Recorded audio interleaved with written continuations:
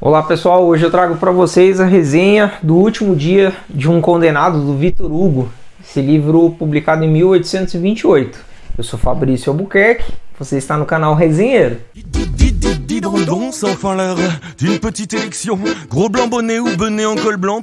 Bom gente, eu queria primeiro de tudo agradecer a vocês que participaram da enquete que eu fiz lá no Facebook, na minha página do Facebook, pedindo a opinião de vocês sobre qual livro resenhar.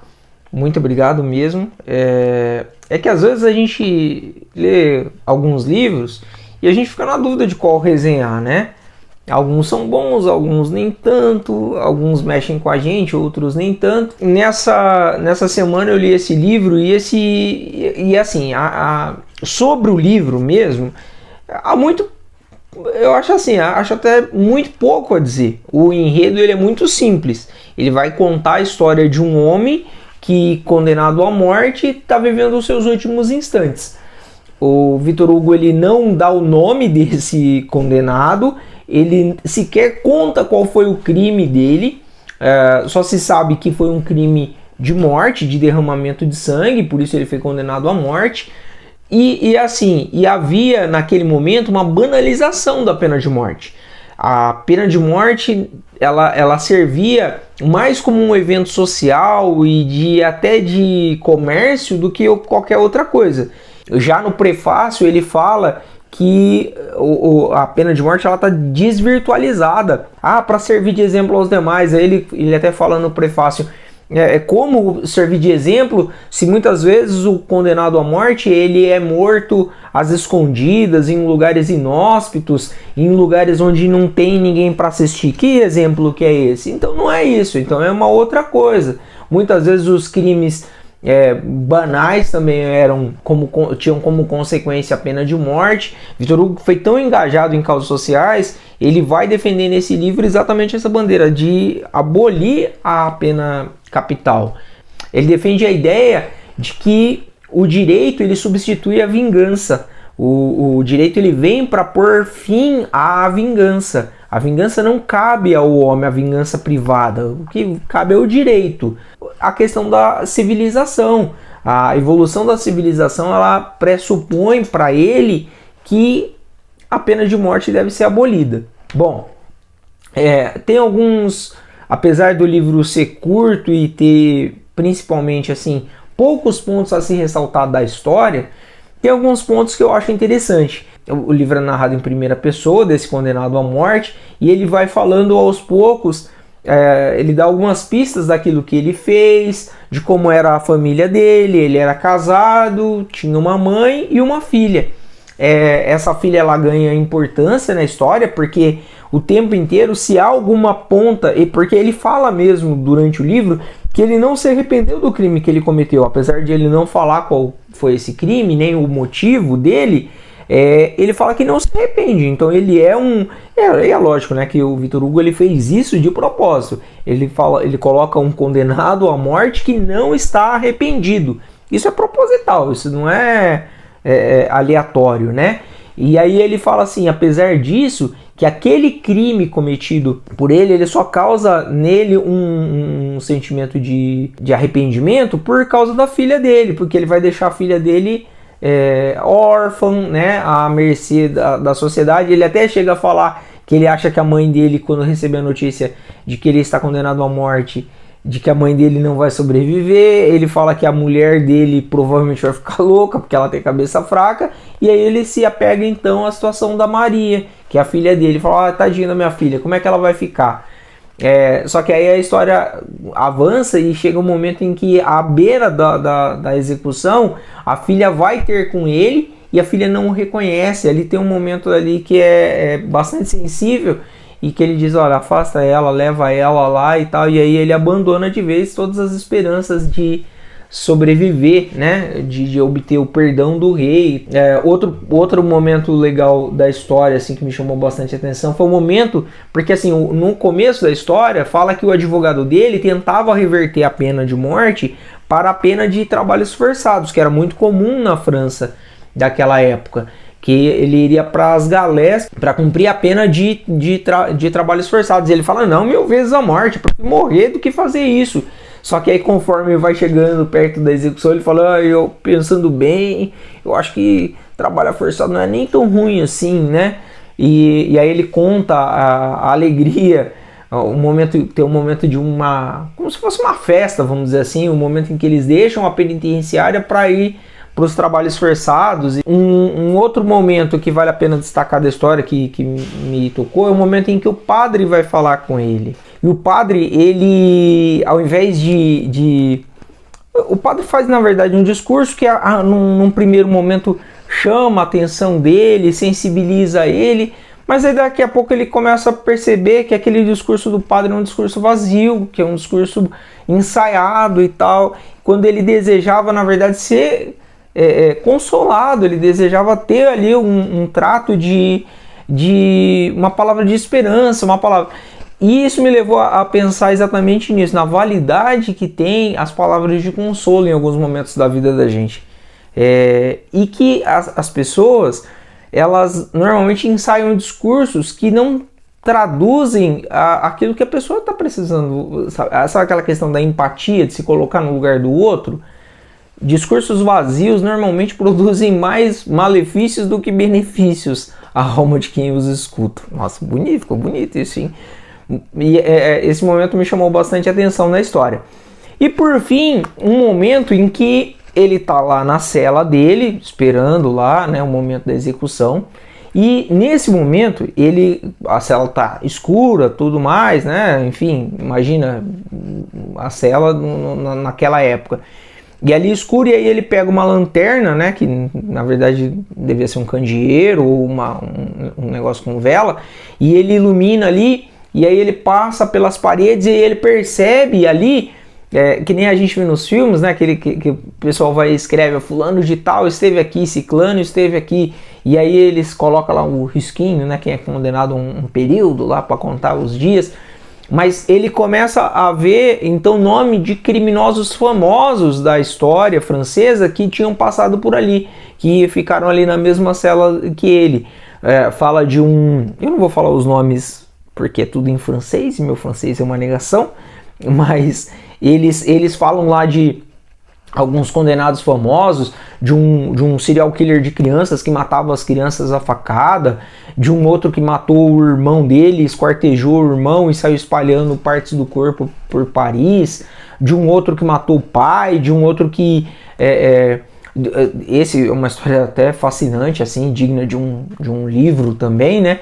De um cara que envenenou o amigo dele e aí tratou a doença causada pelo veneno, e depois que o amigo se recuperou, entre aspas, se recuperou, ao invés de dar remédio para ele dava mais veneno. Então, todas as pessoas foram condenadas à morte, passaram por ali antes dele. Ele até fala, parece que essa cela nunca fica vazia. A literatura, ela é fascinante por causar isso em nós. Ela desperta a reflexão. Existem alguns livros que você vai ler que é só entretenimento, uma história ali que você vai ler, vai fechar o livro e beleza, vida que segue, né? Eu já li muitos livros assim, mas existem outros livros que levam você a uma reflexão, que levam você a pensar acerca de um determinado assunto. E esse era o objetivo do Victor Hugo, e eu digo a você que para mim me serviu muito bem, pensar sobre a pena de morte. Nós estamos hoje é dia 15 de maio, e há pouco mais de 10 dias teve lá aquele crime lá na cidade de Saudades, aquela chacina na cidade de Saudades, onde um menino lá, um rapaz, entrou lá numa creche, matou algumas crianças e matou 2 professoras. Cara, crime bárbaro, crime chocante, revoltante, né? E aí, se você parar para pensar só na história recente do nosso país, o tanto de crimes bárbaros que aconteceram, para citar algum, não faz muito tempo, agora em março, não teve lá o caso lá do menino Henri Borel, né, que foi levado ao hospital já morto, já que provavelmente sofreu espancamento, enfim, tal, outro crime bárbaro. Aí a gente para pensar no casal Nardoni anos atrás, no goleiro Bruno lá que matou a menina, na Eloá, a menina que foi assassinada lá em meu Deus, onde? em Santo André, e tantos, a Suzane Richthofen, tantos outros casos que abalaram o país, que sensibilizaram o país. Aí a gente para pensar, a gente separa esses crimes brutais dentre tantos outros que aconteceram ao longo da nossa história e que terminaram como? Como terminaram?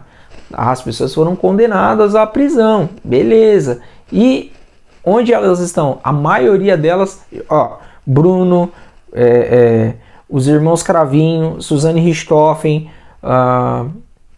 só o Lindeberg lá que matou a Eloá que não, mas o Alexandre Nardoni, a mulher dele lá, Jatobá, cara, todas as pessoas que eu citei aqui agora, e eu fui pesquisar, eu fui ler a respeito, todas elas já estão em liberdade condicional. E elas cometeram crimes que são bárbaros, que nos chocaram, que nos sensibilizaram.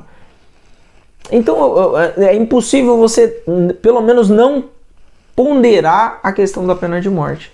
Porque se por um lado, e a gente sabe disso, né? Hoje nós vemos com a ascensão do Bolsonaro ao poder, né? Aquele que defende a bandeira de bandido bom e bandido morto, direitos humanos só para quem é humano direito e outras coisas mais, a gente sabe que está em voga pelo menos parar para pensar nessa questão. E como sociedade, você vê que isso é uma coisa muito antiga, se a gente parar para pensar lá nos tempos remotos da Bíblia do Antigo Testamento, já havia lá a questão da pena do olho por olho, dente por dente. Eu li há pouco que num relatório lá daquele ex-secretário acho que da ONU, né, Ban Ki-moon, dos 193 países que compõem a Organização das Nações Unidas, 170 países já aboliram até junho de 2016 a pena de morte.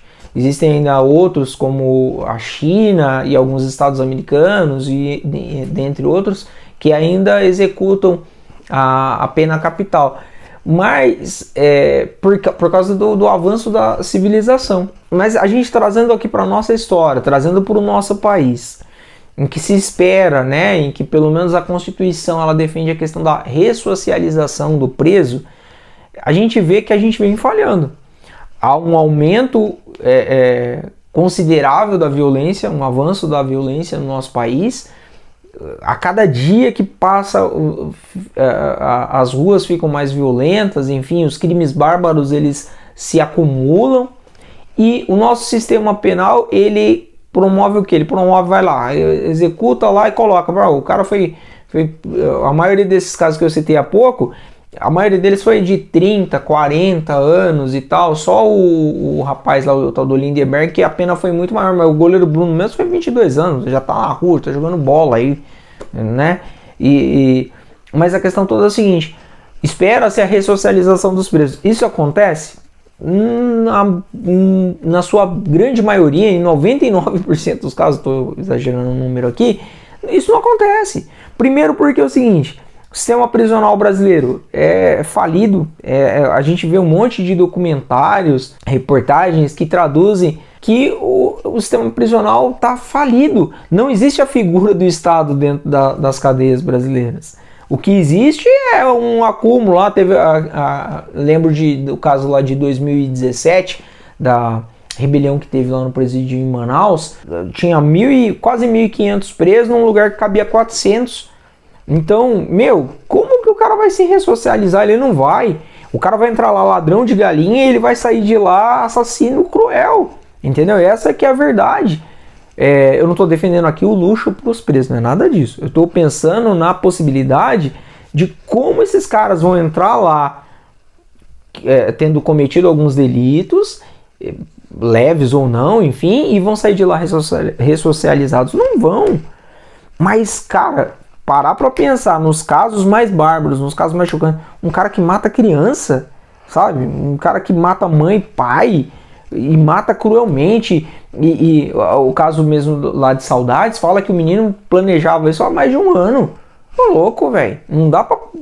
é complicado. Eu sei que na condição de cristão tem que dizer, não, Deus pode transformar a vida da pessoa. Pode, eu acredito de verdade nisso. Acredito que a pessoa pode se arrepender e pode mudar de vida. Só que em alguns casos isso não vai acontecer e a pessoa ainda vai ficar impune. Bom, o meu papel aqui é só provocar a reflexão em você. A ideia é só fazer você pensar a respeito. Porque essa foi a ideia do Victor Hugo. Fazer você pensar a respeito. Literatura é bom por causa disso. Mas diz aí, cita aqui nos comentários, eu quero saber a sua opinião. Se é a favor da pena de morte, sim ou não? E aí, se tivesse hoje um plebiscito, se era a favor ou contra? Deixa aqui nos comentários para eu saber, tá? Essa foi a resenha de hoje desse livro. Esse livro muito bem escrito, tão antigo e tão atual. Forte abraço, tamo junto.